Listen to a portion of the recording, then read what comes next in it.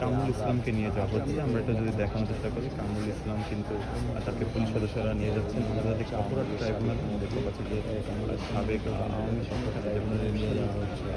পাচ্ছি যে সালমান এফ রহমানকে আটক করা হয়েছে। আমরা দেখতে পাচ্ছি যে এই মুহূর্তে